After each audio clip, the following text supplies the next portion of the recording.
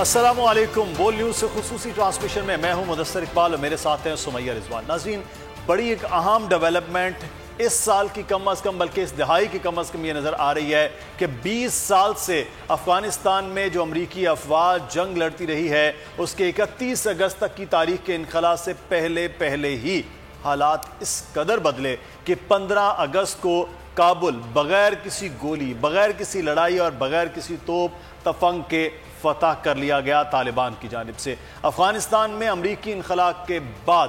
جس تیزی سے طالبان کی واپسی ہوئی ہے وہ واقعی غیر یقینی ہے، اور اس وقت پوری دنیا کے لیے ان کی وار سٹریٹجی مثال بنی ہوئی ہے کہ آخر انہوں نے ایسی کیا حکمت عملی اپنائی کہ چند ہی دنوں میں پورا ملک ان کے کنٹرول میں چلا گیا۔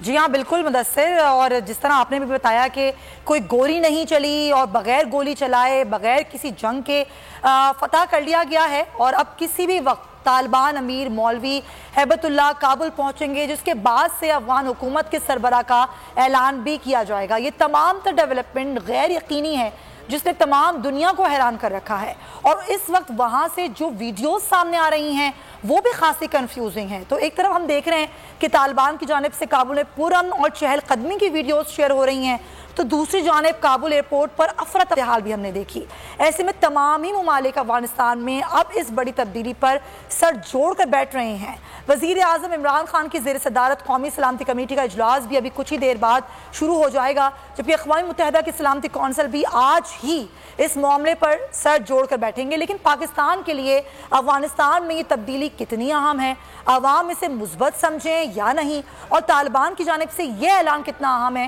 کہ افغان سرزمین کسی دوسرے ملک کے خلاف استعمال نہیں ہونے دی جائے گی، اور یہ بیان پاکستان کے لیے کتنا اہم ہوگا تو یہ کردم ٹی ٹی پی ہو یا پھر بلوچ اکثریت پسند گروپس، تمام کی محفوظ پناہ گاہیں جو ہیں مدثر وہ افغانستان میں موجود تھیں۔ اور اسی صورتحال پر ہم آج کی ٹرانسمیشن کا آغاز کریں کہ تیزی سے کابل فتح ہوا، شاید کسی کو بھی اتنی تیزی کی امید نہیں تھی۔ بالکل، اور جو خود انٹیلیجنس رپورٹس امریکہ کی بتا رہی تھی کہ 72 گھنٹے، لیکن وہ 72 گھنٹے تو بہت دور کی بات، اس سے پہلے یہ تمام تر عمل مکمل ہو گیا۔ ہم بات کریں گے، ہمارے ساتھ اس وقت پینل میں موجود ہیں نذیر احمد لغاری صاحب، سینئر صحافی، تجزیہ کار اور ایڈیٹر ان چیف بول ہیں، بہت شکریہ لغاری صاحب آپ کے وقت کا۔ عبدالباسط صاحب سابق سفیر ہیں پاکستان میں، تجزیہ کار ہیں، عبدالباسط صاحب ہمارے ساتھ موجود ہیں، بہت شکریہ سر آپ کے وقت کا۔ ڈاکٹر ہما بقائی صاحبہ ہمارے ساتھ موجود ہیں، ماہر بین الاقوامی امور، ڈاکٹر صاحبہ آپ کا بہت شکریہ۔ عبدالباسط صاحب، سر آپ سے آغاز کرتے ہیں، یہ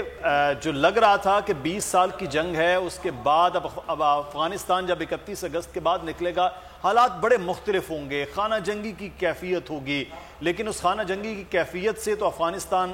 کافی حد تک محفوظ رہ گیا، لیکن افغان حکومت اس قدر کمزور اور افغان آرمی کا ریئیکشن ایسا ہوگا، کیا یہ توقع کی جا رہی تھی؟ بسم اللہ الرحمن الرحیم، بہت شکریہ آپ کا مجھے اپنے پروگرام میں لینے کا۔ جہاں تک توقعات کی بات ہے، بالکل آپ نے ٹھیک فرمایا، بہت سے اینالسٹ کا خیال یہی تھا کہ مارچ تک شاید طالبان پورا کنٹرول حاصل کر لیں گے، لیکن ہمیں اس بات میں اطمینان ہونا چاہیے کہ چونکہ افغانستان ہمارا ہمسایہ ملک ہے، اور ہمیں اس بات پہ اطمینان ہونا چاہیے کہ خون خرابہ نہیں ہوا، کوئی خانہ جنگی نہیں ہوئی، اور ایک اچھے حالات میں کم از کم طالبان نے پورے ملک کا کنٹرول سنبھال لیا ہے۔ اب اگلے آنے والے جو چیلنجز ہیں وہ بھی بڑے اہم ہیں، پاکستان کے لیے بھی، اس خطے کے لیے بھی، اور پوری دنیا کے لیے بھی، اور طالبان کے لیے بھی۔ دیکھیے، طالبان کا ہمیشہ سے ہی 11 ستمبر کے بعد ان کا یہ موقف ہی رہا ہے کہ جو ان کی حکومت کو ہٹایا گیا تھا وہ زبردستی ہٹایا گیا تھا، اور وہ فورن آکوپیشن کے خلاف نبرد آزما تھے،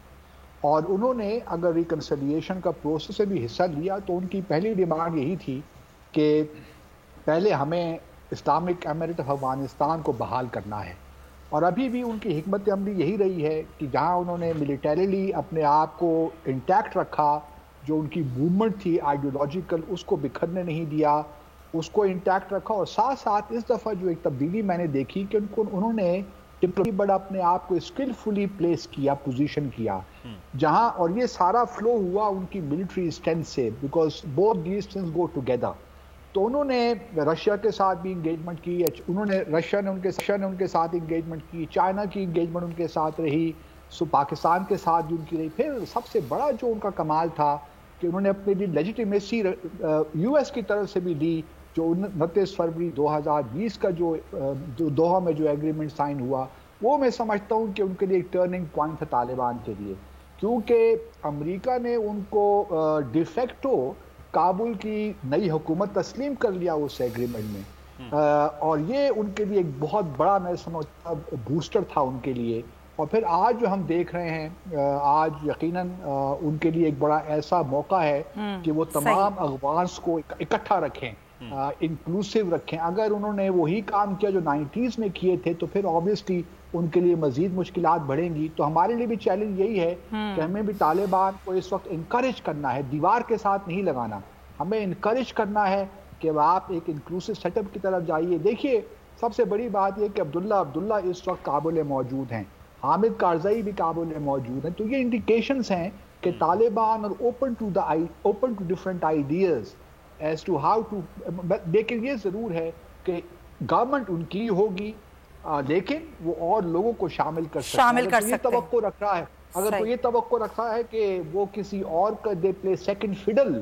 ٹو اینی ادر لیڈر, تو وہ میرے خیال میں اس وقت تو ممکن ہی نہیں ہے. اب طالبان کی حکومت ہے, اسلامک امارت افغانستان ہے, لیکن وہ اور لوگوں کو یقیناً اس میں شامل کرنا چاہیں گے تاکہ انٹرنیشنل ریکگنیشن کو جلد از جلد ملے. کیونکہ دیکھیے بہت سے باہر سفارت خانے ہیں, وہ ابھی دیکھ رہے ہیں کہ کیا ہو رہا ہے. اب تو ابھی ذرا تھوڑا سا گیم میں 1-2 دن اور لگ جائیں گے. یو این سیکورٹی کونسل کا بھی اجلاس ہو رہا ہے, تو اس میں دیکھیں کیا نکلتا ہے. گو کہ بھارت اس وقت صدارت ہے اس کے پاس یو این سیکورٹی کونسل کی, تو میں کو اچھی توقعات نہیں رکھ رہا, لیکن مجھے امید ہے کہ چائنا اور رشیا اپنا انفلوئنس استعمال کر کے کم از کم قرارداد نہیں لانے دیں گے. کوئی پریس اسٹیٹمنٹ ہی آ جائے گی جو طالبان کو انکریج کرے گی.